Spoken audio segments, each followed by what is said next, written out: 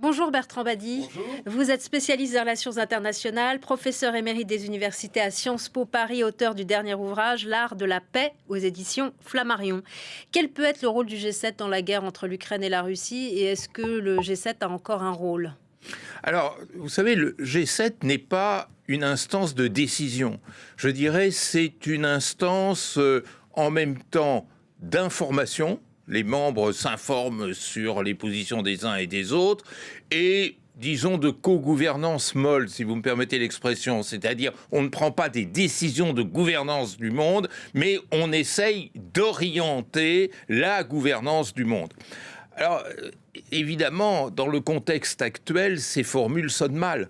Parce que il n'est pas nécessaire de s'informer sur les intentions des uns et des autres. Elles sont carillonnées, claironnées, trompetées de manière tout à fait spectaculaire. Et d'autre part, les positions sont tellement tranchées sur l'Ukraine comme sur la guerre commerciale, vous savez, c'est les deux sujets majeurs de préoccupation, on voit mal comment une concertation pourrait rapprocher les points de vue. Donc, on se fait du souci sur cet organisme qui est un organisme qui a été créé en 1975, à l'initiative du président Valéry Giscard d'Estaing, dans un contexte qui était encore celui de l'Occident, de l'entre-soi occidental, avec des différences, des problèmes. C'est la crise du dollar, notamment, à l'époque. C'était pas n'importe quoi, mais où on se parlait et on pouvait espérer arriver à une position fusionnelle. On n'en est pas là du tout. Donc, qu'est-ce qu'il y a à attendre? Des informations, mais probablement pas extraordinaires, mais ni rapprochement de point de vue, ni concertation. C'est pas la méthode trumpienne. Revenons maintenant à la réponse dilatoire de Vladimir Poutine, le oui mais. En principe oui, en pratique non. Ça met Donald Trump au pied du mur. Qu'est-ce qu'il va faire? Que peut-il faire? Alors, je pense que, logiquement, il devait s'y attendre, parce que tout le monde s'y attendait. Donc, si tout le monde s'y attend, il y a de bonnes chances que le président des États-Unis s'y attende également. D'autre part, ça a été un peu l'épreuve vérité, c'est-à-dire que derrière la réponse de Poutine, vous avez la mise en évidence de deux ambiguïtés. La première, c'est s'agit-il d'arrêter les combats ou de penser à la paix. Le mirage entretenu par Trump, c'était de dire les deux en même temps, la cessation des combats entraînera la paix. Poutine a dit non, c'est pas comme ça que ça se passe. Bon, c'est un premier blocage. Le deuxième blocage, c'est ces deux mots employés par Poutine et qu'il faut bien garder à l'esprit. On ne peut pas parvenir à la paix sans travailler sur les causes profondes. Les causes profondes de ce conflit. C'est quoi les causes profondes de ce conflit? C'est ce que Poutine appelait il y a 3 ans la dénazification de l'Ukraine. C'est la présence de l'OTAN suite à l'élargissement de 1997. Et à nouveau, Poutine parle du retour d'avant 1997, c'est-à-dire quand les anciennes démocraties populaires n'étaient pas membres de l'OTAN. C'est la négociation sur une nouvelle sécurité européenne. Donc, ce sont des morceaux énormes qui sont complètement disjoints de quelques bricolages sur le cessez-le-feu. Donc, on est véritablement dans une impasse. Alors, Poutine n'a pas voulu provoquer Trump, c'est-à-dire la réponse était plutôt aimable, polie, parce qu'il sait être franchement désagréable. Rappelez-vous sur quel ton il parlait du président de la République française encore tout récemment. Donc, on voit qu'il y a une sorte de connivence entre les deux hommes. Pourquoi ? Parce que Trump veut Make America Great Again et Poutine veut Make Russia Great Again, c'est-à-dire reconstituer l'ambiance Brejnev-Nixon de la guerre froide, ou plus exactement de la coexistence pacifique et de la bipolarité. Donc de ce point de vue-là, ils s'y retrouvent l'un et l'autre. Il y a une complicité réelle, mais c'est une complicité de forme qui, et ça Poutine l'a bien mis en évidence, ne permet absolument pas d'aborder les problèmes de fond. Mais les causes profondes, est-ce que c'est pas aussi pour Poutine d'obtenir un changement de pouvoir à la tête de l'Ukraine et de mettre à la place de Volodymyr Zelensky un subordonné? Et puis le refus de l'entrée dans l'OTAN. Bon, tous les présidents américains successifs ont refusé l'entrée de l'Ukraine au sein de l'OTAN. Alors, vous avez tout à fait raison. Quand j'employais ce terme qui m'écorche à chaque fois de dénazification, tant la formule est ridicule, est absurde, mais c'est ça que Poutine entendait. C'est-à-dire dénazifier, c'est-à-dire remplacer Zelensky, qui a quand même incarné la résistance ukrainienne pendant 3 ans, par un sbire. Et puis, il y a le problème et de l'entrée dans l'OTAN, et on reparle aussi de l'entrée même de l'Ukraine dans l'Union européenne. Et on voit bien, Poutine voit très bien l'avenir. L'avenir n'est pas tellement à l'OTAN, l'avenir est plutôt à l'Union européenne. Et donc, j'ai l'impression qu'il est en train de déplacer son focus de l'OTAN, qui était le discours de 2022, à l'Union européenne. Donc, vous voyez l'épaisseur des exigences, et ne pas oublier que derrière tout ça, il y a ce petit plaisir poutinien d'humilier l'Europe. Et Poutine, on va encore y revenir sur l'Union européenne, mais Poutine fait moins de déclarations verbales que Donald Trump, mais il est apparu en tenue militaire. Est-ce qu'il n'envoie pas, rien que par ce fait, un message clair ? C'est très clair. Écoutez, les deux présidents ne cessent de jouer la comédie depuis le Black Friday, depuis ce vendredi dramatique dans le bureau ovale de la Maison-Blanche. Il y a un jeu de rôle tout à fait remarquable. L'un se présente comme chef de guerre, l'autre se présente comme grande gueule diplomatique, et c'est un peu leur fantasme, c'est-à-dire la manière dont ils imaginent pouvoir restaurer la puissance de ce qui était autrefois les deux grands. La puissance américaine, c'est taper très fort du poing sur la table pour obliger les autres à se taire. La puissance russe, c'est frapper tout court, c'est-à-dire utiliser la force militaire pour arriver à ses fins. Voilà, la comédie a été parfaitement jouée et elle le sera encore pendant un moment. Et puis il y a un point où ils semblent d'accord, Vladimir Poutine et Donald Trump, c'est le fait d'exclure les Européens de la table des négociations.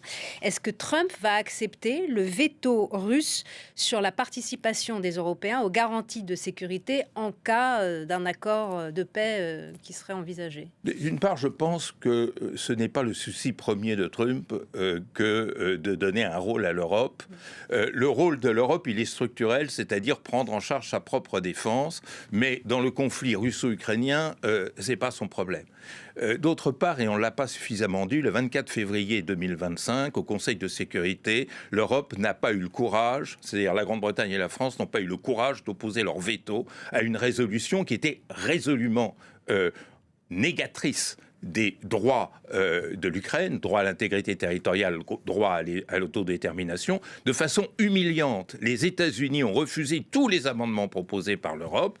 L'Europe, en n'opposant pas ce veto, a montré qu'elle n'était pas une puissance. Et donc le problème est résolu d'un certain point de vue. C'est dramatique, mais c'est ainsi. Alors après, on pourra jouer des muscles et expliquer qu'on veut se défendre et qu'il y a des gens très méchants, etc.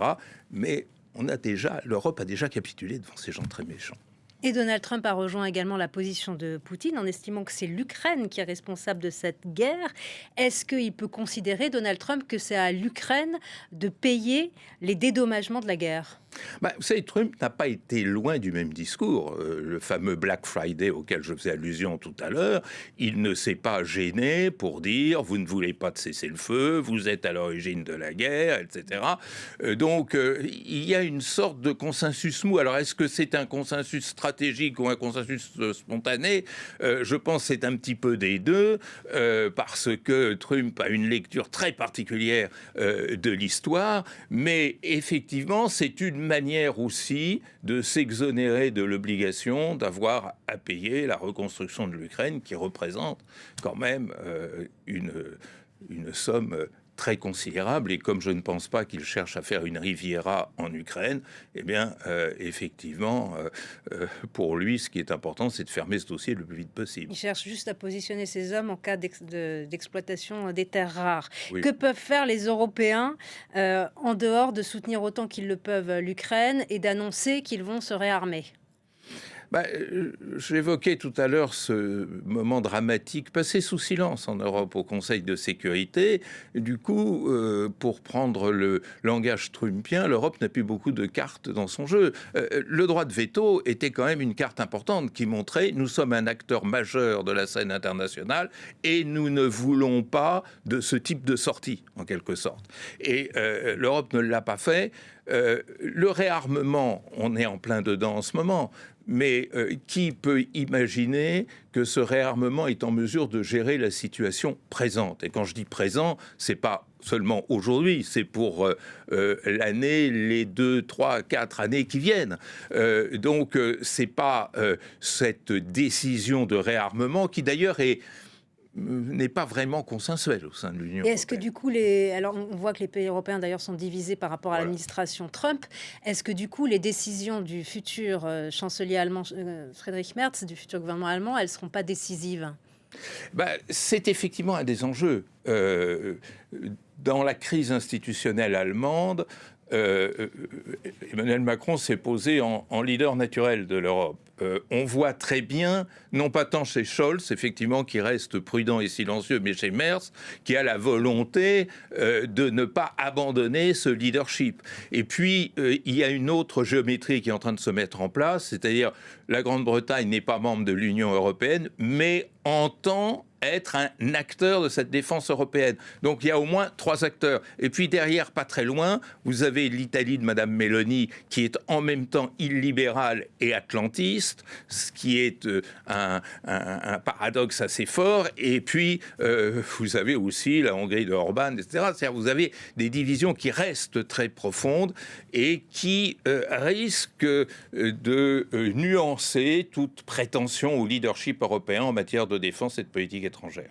Pour le moment, rapidement, le président ukrainien Volodymyr Zelensky refuse de reconnaître tout abandon, toute reconnaissance d'abandon territorial. Est-ce que, dans ces conditions, quel type d'accord de paix serait possible? Moi, je suis personnellement convaincu que la transaction territoriale ne fonctionnera pas. Pour la raison que vous évoquez, qui est le sentiment non pas d'un homme, mais je crois la volonté d'un peuple qui s'est épuisé pendant 3 ans à défendre son sol et qui n'est pas prêt à accepter ce type de transaction. Donc tant que derrière négociation on met l'idée de transaction territoriale, ça ne marche pas. Remarquez, observez que depuis 1945, vous n'avez pratiquement jamais eu de transaction territoriale dans les négociations de fin de guerre ou dans les négociations tout court. Donc il y aura un gel. On peut imaginer un gel? Moi, je pense qu'il peut, il faut être prudent, y avoir un gel, et d'autre part, entrer dans la paix par la porte de la négociation d'une sécurité européenne, d'un Helsinki 2, beaucoup plus que par la porte de la transaction territoriale, parce que c'est beaucoup plus facile de ne pas perdre la face dans une conception globale de la sécurité où tout le monde pourrait trouver son compte, que dans une transaction territoriale où il y a nécessairement des perdants, et là, en l'espèce, l'Ukraine. Dernière question, le chef de l'État français a déclaré que la Russie était une menace existentielle. Le ministre des Affaires étrangères, Jean-Noël Barrot, a déclaré que la ligne de front ne cesse de se rapprocher de nous. Ces propos sont-ils fondés? Il faudrait un plan en 2 parties pour traiter ce sujet-là. Dit comme ça n'a pas grand sens. Qu'est-ce que ça veut dire une menace existentielle? Est-ce que c'est une menace sur notre territoire? Honnêtement, je ne le pense pas. Est-ce que c'est une menace sur la souveraineté de l'Europe? Il y a longtemps que c'est fait, d'un certain point de vue. Est-ce que c'est un risque profond de déstabilisation sur le continent européen qui, sinon depuis 1945, en tous les cas depuis 1975, vivait dans une relative stabilité? Alors là, oui. Mais le grand problème, c'est comment traite-t-on aujourd'hui ce genre de pathologie? Merci beaucoup Bertrand Badi pour votre analyse. Merci d'être venu sur France 24.